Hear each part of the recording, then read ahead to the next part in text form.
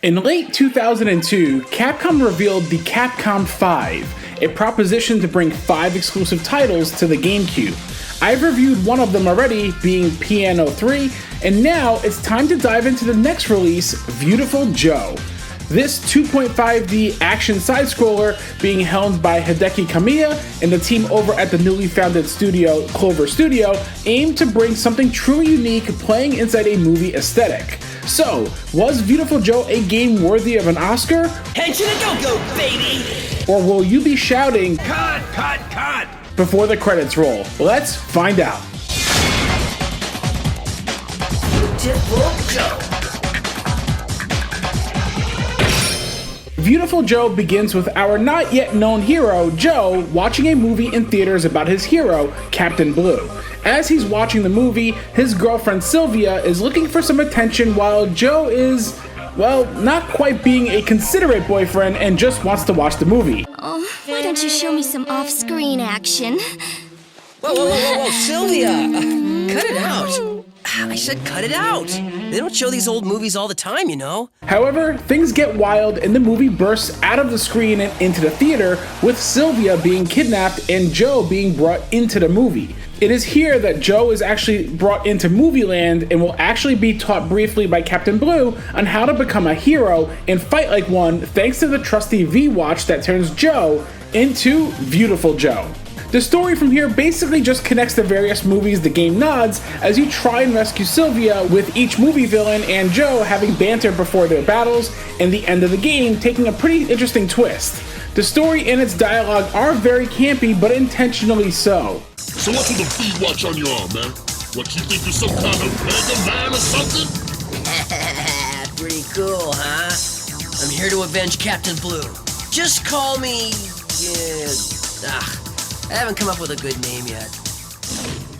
As for the gameplay, Viewtiful Joe, as stated, is a 2.5D side-scroller. However, it's the mechanics that truly make this unlike any other game of its kind. You start off just as Joe, being able to jump once and use your punches and kicks to fend off against enemies.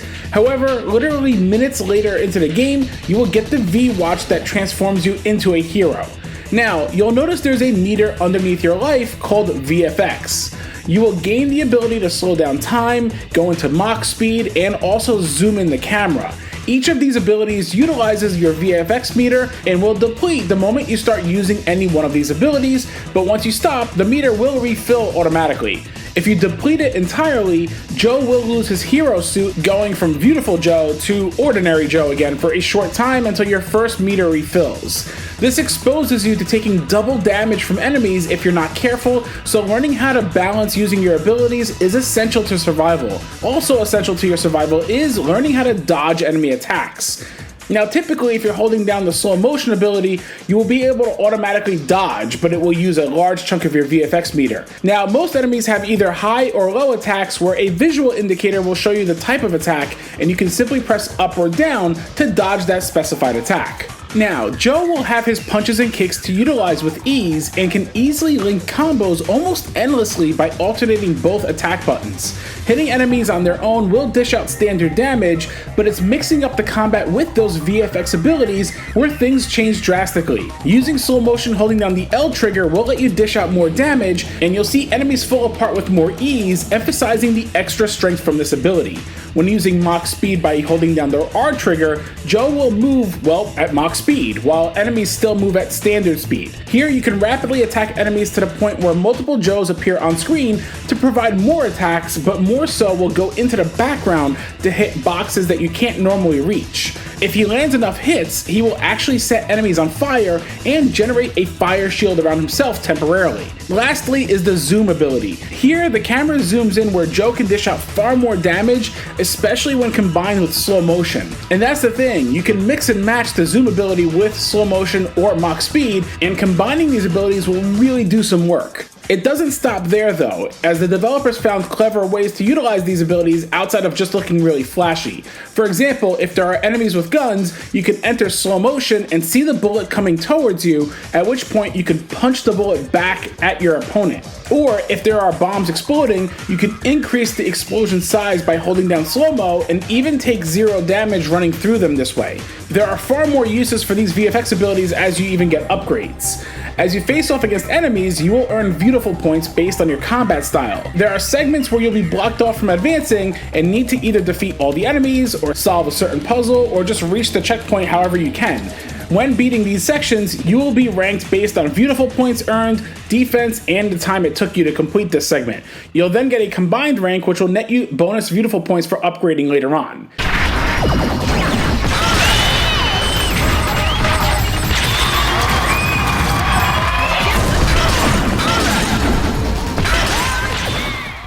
And in between levels of each episode, you'll get a chance to power up Joe. Here you can cash in those Viewtiful points to increase health, improve the VFX recharge rate, as well as new moves to utilize within combat. I will state this now as a beginner tip: upgrade your life a few times and then invest in the Yukemi move. This allows you to quickly recover if you zoom in on Joe the moment he's about to hit the ground and acquire 1 heart of health back. I can't stress enough how much this saved me in the long run. Additionally, Joe can stock up on boomerangs and bombs to utilize throughout levels. These are another component to the mechanics that I didn't realize how useful they'd be until years later during certain sequences. Each episode contains 2 levels followed by a boss fight. The levels themselves feel entirely unique thanks to the clever use of the game's overall mechanics, blending combat, exploration, and puzzle solving. Enemies will progressively become more challenging as you get farther in the game, and each will require certain moves and tactics to take them out faster. Throughout levels, you can also acquire V canisters. Every 50 of these you collect will increase your VFX capacity by 1 level, and the more you have available by the end of an episode, the better, as you can use those VFX abilities for a far longer duration, especially for the boss fights. However, upon completing an entire episode, you will need to collect these again for the following episode to increase the capacity yet again. Also, there are boxes mentioned earlier that you can break, which typically have health items or coins to collect. The puzzle solving that awaits within the levels truly are well thought out as well. Aspects like using your slow motion ability to create massive water droplets, which then provide a safe platform to walk across on lava, or controlling the airflow of floating platforms to raise and lower based on slow motion and Mach speed by alternating between the two, is really neat. There's also a segment later in the game where you get to pilot the 6 machine for a fun shoot 'em up sequence. The variety is clearly there throughout the game, and it always feels fresh from start to finish.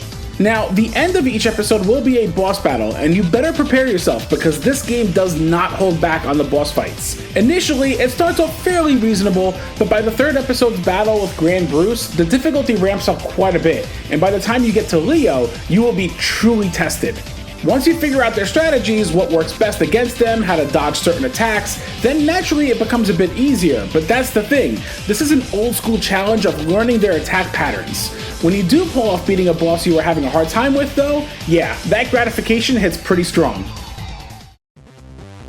Upon completing the game, which will take about 4 to 6 hours, you will unlock New Game Plus, so you can dive right back into another playthrough, but with all your current upgrades. This definitely makes the game stand out more, as replaying it with those upgrades makes the game immensely more enjoyable, especially with a better understanding of the mechanics under your belt. Additionally, you can unlock a few extra characters to play as here, like Sylvia, Alistair, yes, a very clear nod to Dante's lightning-enabled sword from Devil May Cry, as well as Captain Blue, and each play differently. Sylvia plays similar to Joe, but moves at a much faster speed by default, while Alistair will be an entirely different challenge to experience. With Alistair, he will remain in human mode the whole time, but pressing Z will enable the Devil Trigger mode, which grants you the VFX abilities to use, but will deplete even when not using the VFX abilities in this state. Instead of the boomerang, he can even acquire the round trip move from Devil May Cry to throw the Alistair sword. This is basically just one big nod to Devil May Cry infused into the Viewtiful Joe game, but it is a cool, neat unlockable.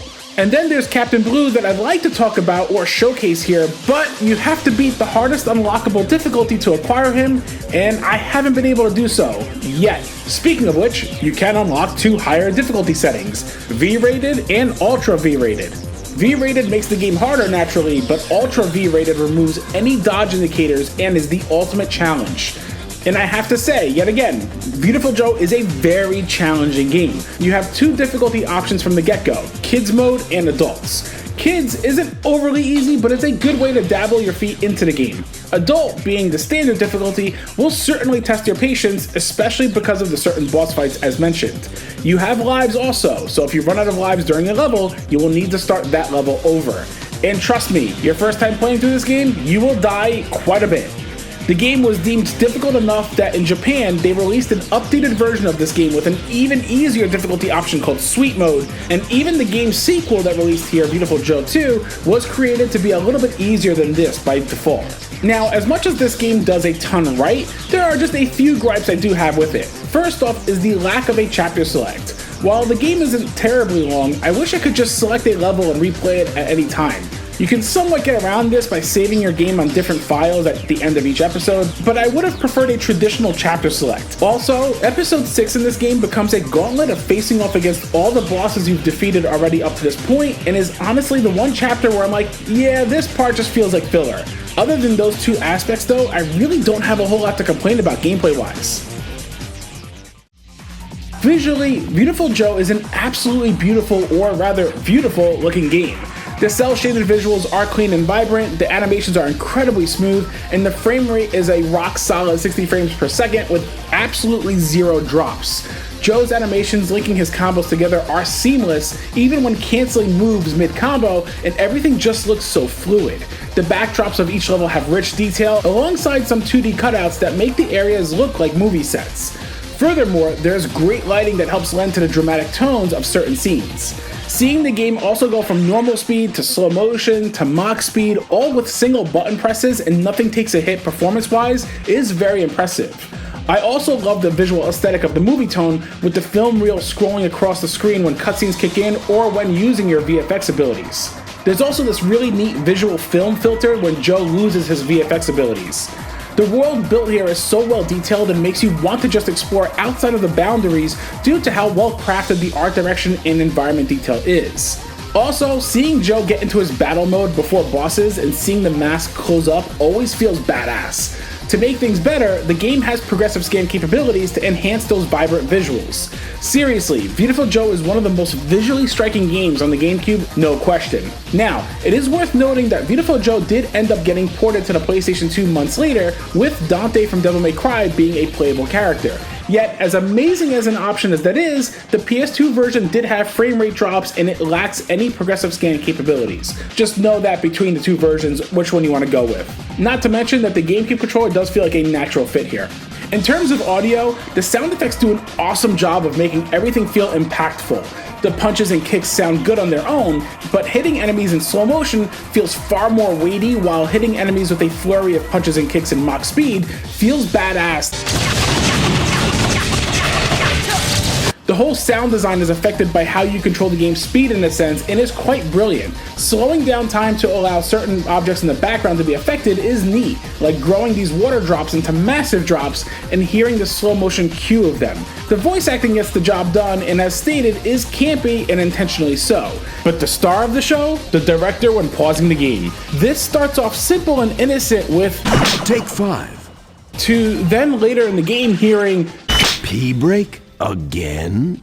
Each episode has a different hilarious quip, and I've actually posted a video of this when I launched the channel years ago. So I'll link that with the card up above right now, as well as in the description down below if you want to hear all of the pause menu quips. Nothing personal, but is it number 1 or number 2? The score composed here is absolutely badass and full of high energy that is simply outstanding and engaging. Whether the awesome theme of facing off against the Joker here, to the adrenaline-fueled theme of the Midnight Thunder Boy stage, to the catchy upgrade screen, to the excellent boss battle themes, the music here is an absolute showstopper. The only gripe that comes to mind honestly with the audio is the poorly balanced music and voiceover audio during cutscenes, where sometimes it's hard to understand what the characters are even saying because the music overpowers their voices. Otherwise, definitely crank up that audio system.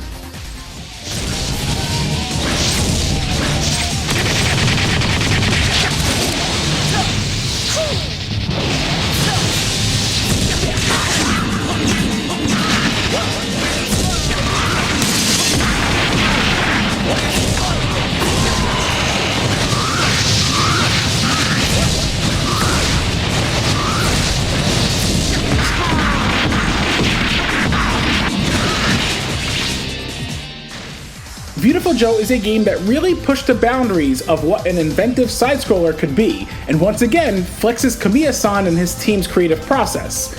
Between the outstanding visual presentation to the excellent audio, challenging yet highly rewarding gameplay, and extremely high replay value, Viewtiful Joe is an absolute essential to experience. If you haven't played this yet and you love side-scrollers or you want something entirely fresh to play, Viewtiful Joe will easily satiate your thirst for that. The acting per se may not be Oscar-worthy, but the game very much is.